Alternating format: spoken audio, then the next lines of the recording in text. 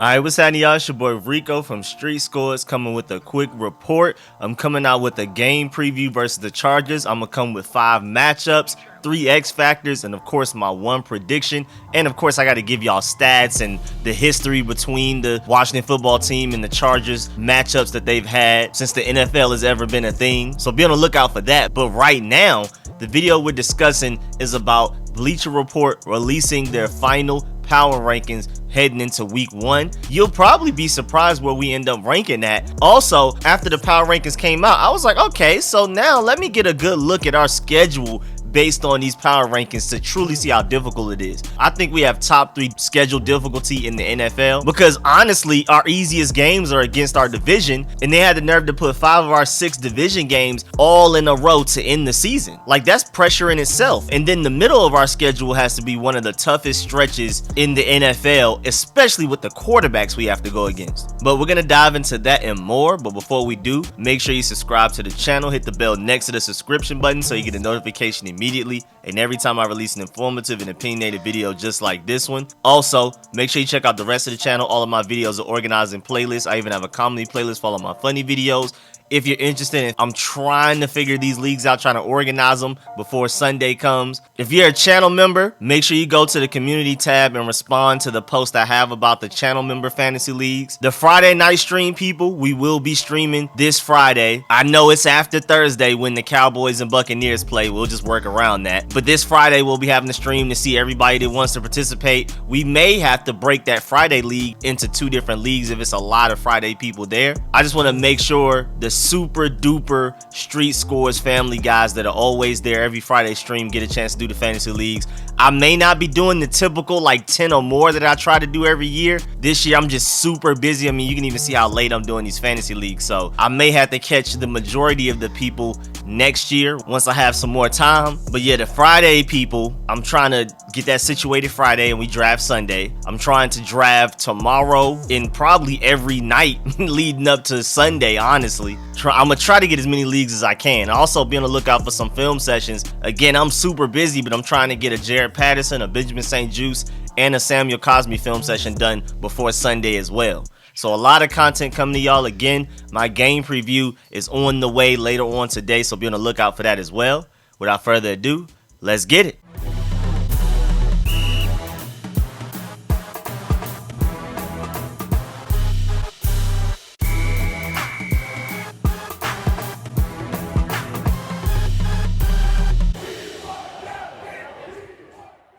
Alright, so Bleacher Report came out with their official 2021 power rankings heading into week 1. You know they update it after every week. So we'll see where we are week to week. But as of right now, we're 12th in the NFL. And that's pretty high. I think we're a top 12 team. I agree. But there's some people out there like ESPN, Yahoo, CBS, all of those other places that feel like we're 18 to 22 or something like that, 24. Somewhere in that range. I agree that we're a top 12 team. I think you take away quarterback, we have a top 5 roster in the NFL. It just all hinges on Ryan Fitzpatrick's shoulders. We'll go as far as he takes us. It's a quarterback league. I keep telling y'all this. You need a quarterback to be a consistent team in this league, to have longevity, to have sustained success year to year. It's just how it's built. Quarterbacks produce points, points produce views, views produce money.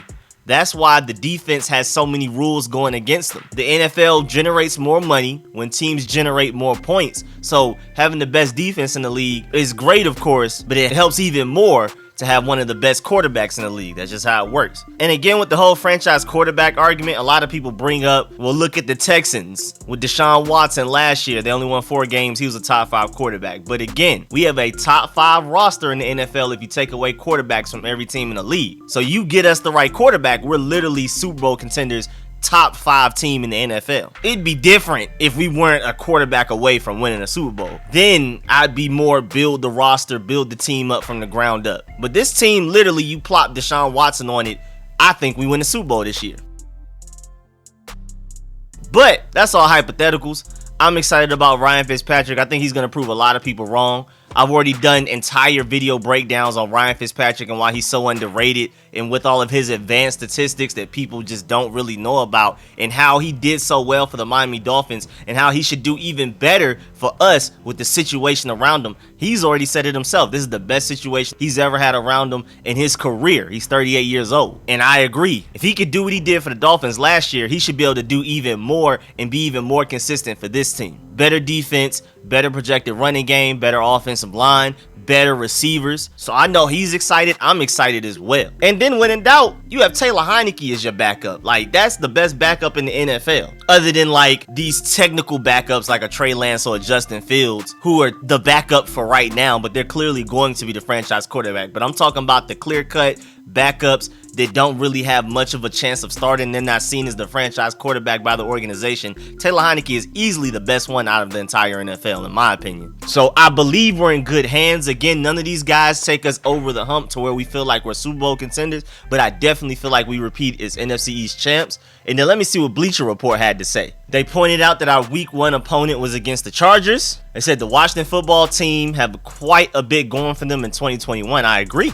The defense could be the best in the league. I agree. The D-line features 4 starters who were all first-round picks. The arrival of rookie Jamin Davis injected athleticism into the linebacker core. I agree. Can't wait for him to catch up mentally. There's nothing wrong physically. He's an athletic freak. Once we can get him caught up mentally, he could easily win Defensive Rookie of the Year, especially with the situation around him. And then the secondary is strong. I agree.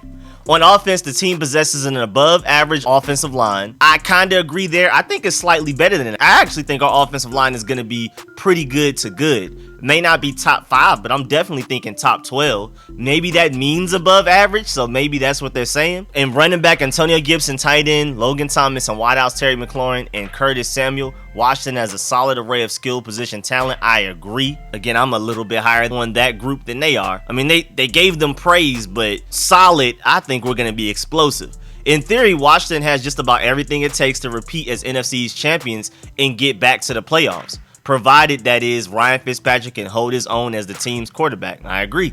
Fitzpatrick was decent in 7 starts for the Dolphins in 2020. I think better than decent, but yeah. And he has thrown 50 touchdown passes against 33 interceptions over the past 3 seasons. But Fitzpatrick is also a 38-year-old journeyman with 169 career interceptions and a career record of 59, 86, and 1, who has never led a team to the postseason. All facts. Even though last year, that's kind of unfair because I feel like if he started every game for the Dolphins, maybe they go 11-5 instead of 10-6, and then they go to the playoffs. They actually had a pretty good team around them, and we're better than that team, so I have even higher expectations for this team. And before we dive into the schedule, because I'm going to go game by game starting with week 1 all the way through week 18. I wanted to take a look at all of our division rivals. You have the Cowboys at 17, the Giants at 24, and the Eagles at 27. So Bleacher Report is predicting us to win the division. They're expecting us to have a top 12 team, and I'm excited. Maybe even win a playoff game or 2. Again, it just all depends on how far Ryan Fitzpatrick will take us. And now our schedule. Week 1, we go against the Chargers. Again, I'm coming out with the full game preview, breakdown, analysis of everything that's going down in that game later on today. So stay tuned for that. But week 1, we play the Chargers. Again, we're 12th. They have the Chargers 15th in the NFL. Then it's the 24th ranked New York Giants. Of course, we play them twice a year. They're a division rival. And honestly, especially according to this power ranking, and in my personal opinion, with how extremely tough this schedule is, the Giants are one of our easiest opponents, but they're definitely not a team to sleep on. Again, nothing comes easy in the NFL, especially within this division. I mean, just anybody playing against division rivals, it can be the best team versus the worst team. Just from them playing each other so often, they know each other's weaknesses and strengths so well that it's always going to be a tough matchup. So they're definitely nothing to sleep on, but that just goes to show how difficult our schedule is. Then you have the number 5 Buffalo Bills. We play them week 3. Josh Allen. Within the first 2 weeks, we're already going against Justin Herbert and Josh Allen. Then we catch a break when the Washington football team pulls up to my city, Atlanta, to play the Atlanta Falcons. They're the 28th ranked team, but that's a sneaky game as well because they still have Matt Ryan. I love their pickup of Mike Davis. He held it down very well for Christian McCaffrey while he was hurt last year for the Panthers. I mean, Soup held it down. And then they went and got Kyle Pitts to complement Calvin Ridley. So that's a sneaky game as well. I mean, I think we win. I think we win convincingly, but do not walk up in Atlanta thinking it's sweet. I think the Falcons ultimately will have a losing record, but do not be surprised if that game is closer than comfort. And then the next week, we play the New Orleans Saints at home, and we're going to see what Jameis Winston is talking about. He's trying to revive his career. He has a great team around him. Maybe Michael Thomas is back by then. That's going to be week 5. I think he comes back week 5, week 6. We'll see. But he's going to have some really nice weapons around him. Can't forget, they have a top 5 defense, so that's going to be an ugly matchup for us as well. Then we go against the number 2 Kansas City Chiefs, best quarterback in football. Team is just crazy. Luckily, we played them at home, and I think we're going to be a better matchup for them than most people in the NFL think we will be. I think by the time we head into that game, we're going to be some crazy underdog according to betting odds, but I think we're going to play them very well. Like I've been saying, Dak Prescott is a better quarterback than Ryan Fitzpatrick, even though according to QBR and stuff like that, it's not that big of a difference if you believe in that type of stuff religiously. But like I've been saying, man, I would take a Ryan Fitzpatrick versus a Kansas City Chiefs over a Dak Prescott. Whereas when we're going against, like, say, the Atlanta Falcons, if I want consistency because our team is just better than that team, of course I prefer Dak Prescott over Ryan Fitzpatrick. But if I need us to overachieve and have a chance of beating one of the top 3 teams in the NFL, I would prefer to have a Ryan Fitzpatrick. Again, speaking of Ryan Fitzpatrick and why you shouldn't sleep on him, over the last 3 seasons, Ryan Fitzpatrick has had a better completion percentage than Brady, a better touchdown percentage than Dak Prescott, and again, their QBRs are very close. I think it's within like 2 points. I think Dak Prescott is like a 85, Ryan Fitzpatrick is like a 83, somewhere around there. It's that close. And then he's had a higher QBR than Deshaun Watson over the past 3 seasons. Then we go from the number 2 team with the best quarterback in football to the number 3 team with the second best quarterback in football, back-to-back weeks, and we play the Packers in Green Bay. So that's ridiculous in itself. Then we play the 21st ranked Denver Broncos, and they're going to secretly have one of the best defenses in the NFL. I still think our defense is better overall, but their defense is going to be crazy this year. And I'm one of those people that doesn't hate Teddy Bridgewater. I don't think he's just going to go out here and ball out this year, but I think he's decent enough to lead the Denver Broncos to some surprising wins to some people. Again, a lot of people are underestimating the Denver Broncos. I'm not. Some people may see this as an easy game. I don't. And then we get a bye week and 2 weeks to prepare for the Super Bowl champions who may be undefeated up to this point. At least we play them in Landover again. We play them at home just like we did against them in the wild card game last year. Everybody knows it. The Washington football team led by Taylor Heineke probably gave the Buccaneers their best run for their money throughout the entire playoffs, including the Super Bowl.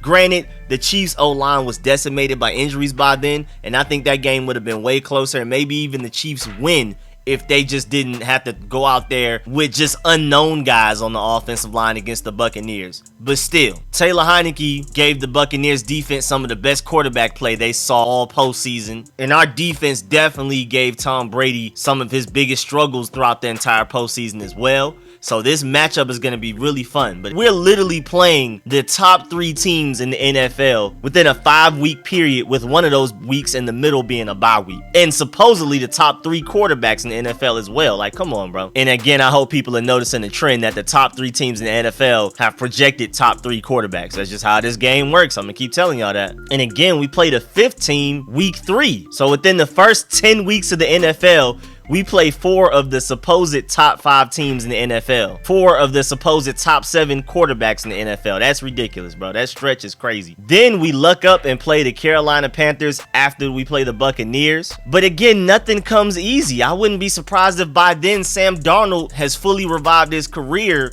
and is going crazy by then. I don't know. I wouldn't put money on it, and I don't expect it. But don't be surprised if by the time we play the Carolina Panthers November 21st, that they actually look like a pretty decent team and they have a few wins under their belt. Of course, I think we're better than them top to bottom. And Ron Rivera, that's going to be a special moment with him finally going against his former team. Marty Herney, Curtis Samuel, all of those guys, Pete Hainer. We have so many guys that came from Carolina to the Washington football team. Remember the Washington Panthers jokes we were getting? So that's just going to be a magical week in itself, and anything can happen. Then we play the Seattle Seahawks. Luckily, we play them at home. Luckily, we play most of our difficult games this year at home. But man, the 8th best team, another top 7 quarterback, This is crazy. Then we play the Las Vegas Raiders, who are ranked 23rd. I think by the time we play them, they'll be higher than 23rd. I think Bleacher Report is a little pessimistic on them. Remember, they stole a win against the Chiefs last year. Again, that's a division rival, and division rivals just play each other well anyway. But I still think the Raiders are a pretty underrated team, and they loaded up on talent this offseason. And then we have that ugly stretch of games where it's the 17th ranked Cowboys, the 27th ranked Eagles, then the 17th ranked Cowboys again, the 27th ranked Eagles again, and then the 24th ranked Giants. Again, this schedule is ridiculous. I mean, we can literally start from the top. We play the number 1 team, the number 2 team, the number 3 team, the number 5 team, and the number 8 team, all in this one schedule. And then to finish it off with 5 straight division games is wild. This has to be at least a top 3 difficult schedule in the NFL, bro. Even though our division looks like the NFC Least, again, division rivals play each other very well, and then it doesn't even help that we play each other so close. So when we play the Cowboys, if we win that game at home, we play them again in 2 weeks. So they're just gonna look at, okay, we got this film of this game, this is what they want to do, this is what they're trying to do with this, these are their weaknesses and strengths, we can directly attack this the next game. And so of course it's gonna be way more difficult to try to beat them in Dallas 2 weeks later. Same thing with the Eagles. We played them December 18th.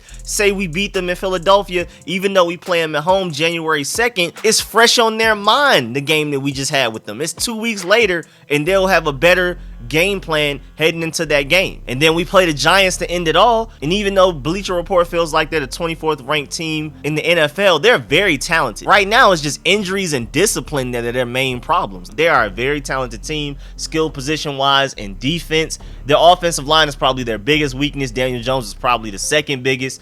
But I'm not just scratching that January 9th game against the Giants in New Jersey as just an automatic win. Honestly, I can't really point to any of these games as an automatic win. Our easiest games are the Panthers, the Eagles twice, and maybe the Falcons, maybe the Saints because of Jameis, maybe the bruh, there's no easy games on here. I think literally the only game that you could even try to classify as easy is maybe the Carolina Panthers. That's it. That's the only game I can point at like, yeah, I'm very confident in us walking into that game like we got this. They better not play like it for the reasons I've already given you when I was talking about the Carolina Panthers earlier. But every other game, again, I think we're better than a lot of these teams. I think we're better than the Broncos, but the Broncos are going to be secretly really good this year. And I think within the next 2-3 years, they're going to be a really dominant team again. And I definitely think they're in the first couple of steps of becoming that great team. Their defense is going to be crazy. That alone is ridiculous. And their skill position players, if all of them can stay healthy, is absolutely ridiculous. Running back, wide receiver, tight end.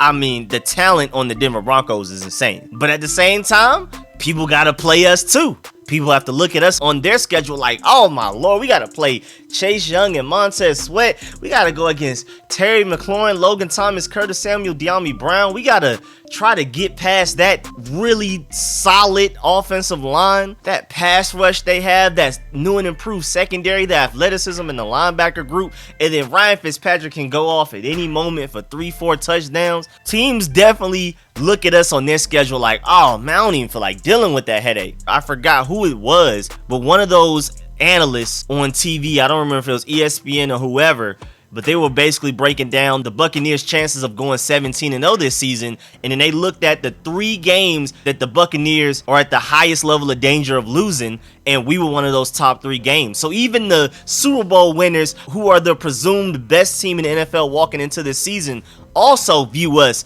as that, oh man, we got to watch out for that Washington football team. So I don't expect us to go undefeated, but I also don't expect us to get bullied, because even some of these tough matchups we have between the Seahawks, Packers, Bills, Chargers, Chiefs, Saints, I think we're going to win a few of those, honestly. But yeah, man, that's the end of this video. Please get in the comment section. Let me know how you feel about everything discussed in this video. Please like this video if you liked it. If you learned anything, let me know if you agree or disagree with any of my points. And as always, man, I appreciate all the support, man. Big shouts out to everybody that donates to the channel. A special shouts out to all of my sponsors, especially my Pro Bowl sponsors, whose names you see scrolling on the screen right now. Man, I really appreciate all y'all, man. I'll catch y'all later. I'm out.